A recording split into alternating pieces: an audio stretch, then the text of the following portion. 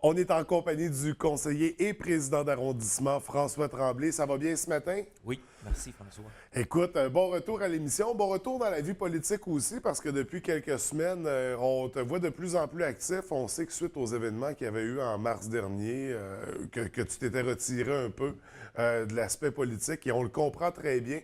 D'ailleurs, je voulais savoir comment tu t'es remis de tout ça, comment t'en es venu à pouvoir revenir t'impliquer sur la scène politique.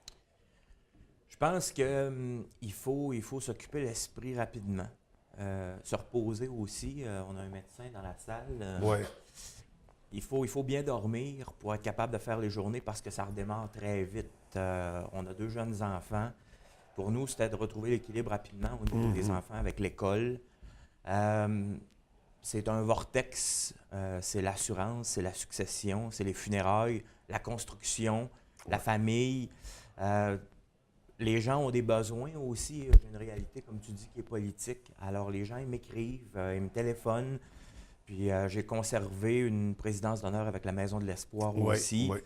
Ça m'a permis de monnayer de la sympathie pour la cause. Alors, comment on s'en remet? On y va au jour le jour. Il y a des journées plus difficiles.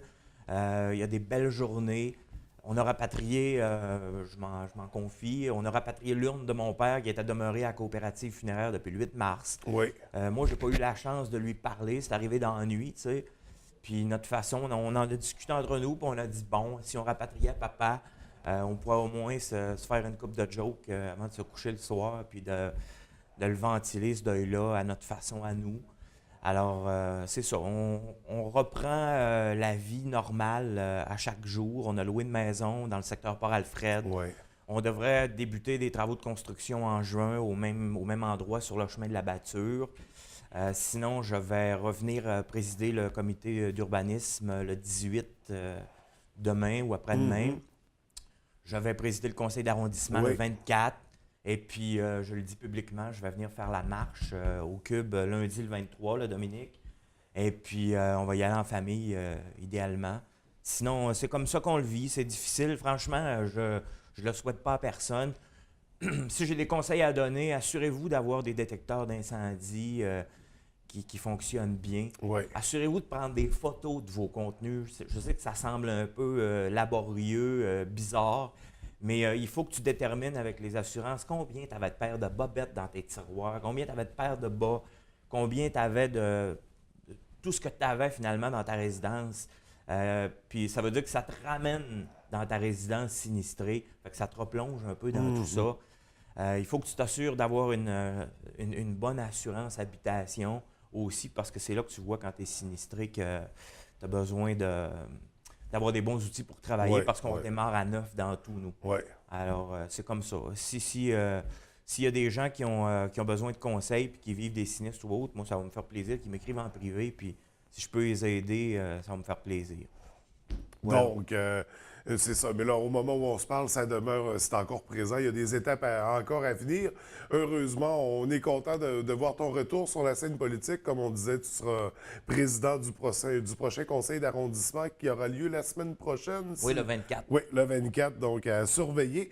On va tout de suite parler de dossiers politiques, si tu me le permets, Oui. parce que quand même les dossiers ont continué d'avancer. On sait, entre autres, on parle à chaque fois qu'on se rencontre du secteur du Barachois. Donc, on renforce les berges, etc. Où est-ce qu'on est rendu? On est à la phase 2, je crois. Oui, ben, la phase 1 consistait à enrocher, Oui. à préparer le terrain, à finaliser les discussions avec les propriétaires riverains aussi. Maintenant, logiquement, quand on va jouer dans un écosystème comme celui-là, le gouvernement du Québec, via certains ministères, nous disent tu viens prendre, tu vas donner, tu vas compenser. Ils appellent ça des mesures compensatoires. Alors, ils ont fait des études avec la ZIP, avec ICOM aussi. Puis on a réalisé qu'il y avait des frayères anguilles dans le secteur de Barachois qui alimentent l'écosystème du Saguenay, frayères à éperlans. Alors, pour cette année, il y a 90 000 qui vont être investis pour ces mesures-là. Au niveau de la rivière à Mars, il y a des interventions. Au niveau du Barachois, il y a des interventions aussi. Aussitôt que ça c'est finalisé puis que le gouvernement a dit « Parfait, c'est réalisé », on va procéder dès l'an prochain à la phase finale, c'est-à-dire on va dérouler l'asphalte, on va faire les aspects plus esthétiques Ouais. pour les gens du secteur, puis on va avoir un autre beau segment de pistes cyclables pour les citoyens et pour les visiteurs aussi. Donc, le projet tire à sa fin. En théorie, Oui. l'été prochain, on devrait voir l'aboutissement de toutes ces phases-là pour le secteur du Barachois. Oui, Donc, c'est une excellente nouvelle. oui. Justement, on parle de travaux aussi en même temps. Tout le monde a observé les travaux sur le boulevard de la Grande-Baie-Sud. Je crois que c'est dans la cour du ministère du Transport. On a quand même des travaux de seuil à certains endroits. Qu'est-ce qu'il y a à surveiller, justement, à ce niveau-là? Oui, bien, d'abord, pour le ministère des Transports du Québec, moi, j'ai constaté, en y roulant comme tout le monde, qu'il y avait des courbes quand même où il y avait eu... L'asphalte est magané à bien des endroits, là, on ne s'en cachera pas. Mais dans le détour de l'Auberge des Battures, ça s'était assez effrité avant d'arriver dans le rang Saint-Charles. Moi, j'ai interpellé le ministère et puis on a vu qu'ils ont procédé à des réparations à gauche, à droite sur Grande-Baie-Sud. Ouais. Maintenant, des travaux de seuil, on en a, Luc Martin et moi, dans chacun de nos districts. En ce qui me concerne, dans le district 19, il y a Frédéric Fortin, la rue Frédéric Fortin, qui va être réaménagée à certains endroits. On a John Kane, à partir du chemin de la Ceinture jusqu'à P.O. Gagnon. Il va y avoir pour 180 000 $ de travaux environ. Et puis, on a 4e Avenue aussi et 1er rue. Il va y avoir des interventions à ce niveau-là.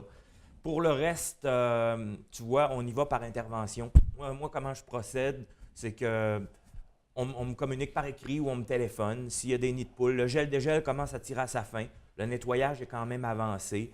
Quand il y a des plaintes, des suggestions, des éléments constructifs, moi, je demande aux gens d'appeler directement au bureau d'arrondissement ou sinon de m'écrire ou de m'appeler directement.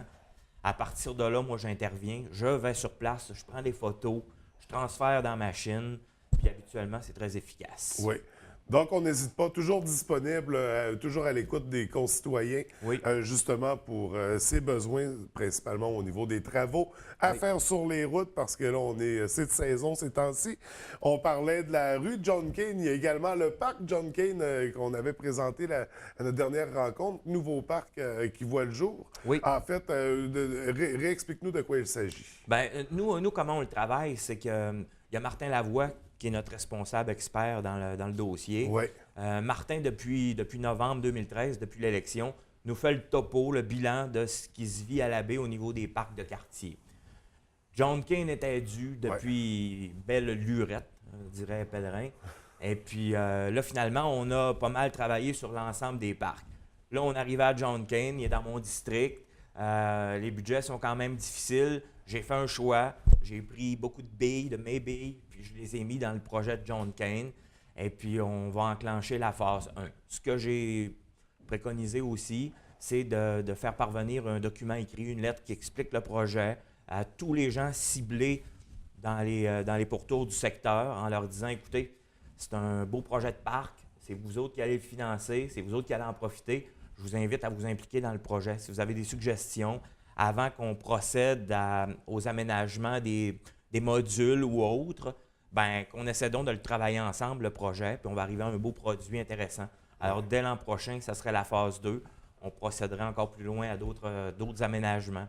Comme tu vois, cette année, on est intervenu, après de la concertation, le stade Saint-Alexis, on a installé un panneau indicateur, ce qu'il n'y avait pas pour les scores. Puis bon, ça dynamise un peu. C'est le seul stade qui nous reste à la baie. Les tournois de balle, la saison débute d'ailleurs le 24 en grande pompe. Un stade très actif, là, où il y a beaucoup de gens. Ça dynamise le secteur. Alors, effectivement, John Kane, c'est une bonne nouvelle pour les gens du secteur de la polyvalente. J'espère qu'ils vont s'impliquer et qu'ils vont nous donner des belles suggestions pour le parc. Puis finalement, on va le réaliser ensemble. Et rapidement, en terminant, concernant la pyramide, on nous avait parlé par le passé, on nous avait dit qu'il y aurait possiblement une programmation de type familial, des activités qui verraient le jour sur ce site-là. Est-ce qu'on a des trucs à surveiller pour cet été? Bien, écoute, à court terme, on a ce qui s'en vient. On a la fête de la pêche les 3, 4 et 5 juin à la Pyramide. Ça, c'est Rémi Aubin, la ZIP Saguenay. Puis une grosse équipe qui le font à chaque année avec les écoles, le milieu primaire. Là, Rémi et Promotion Pêche ont des ambitions d'aller plus loin pour meubler toute la fin de semaine. Là, il y a un tournoi de pêche extrême. On a dans la même fin de semaine, je te dirais, un tournoi de balle à Saint-Alexis, 3, 4, 5 juin.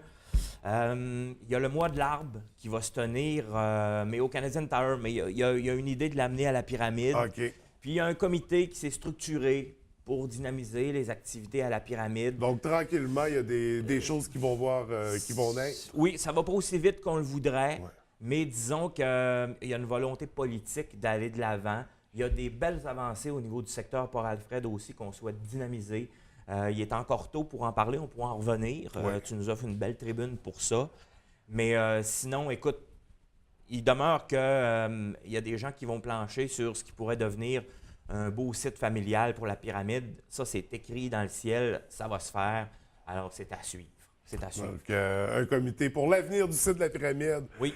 Écoute, en terminant, j'aimerais souligner, on a dit que tu étais très disponible, les gens peuvent communiquer avec toi. D'ailleurs, Oui.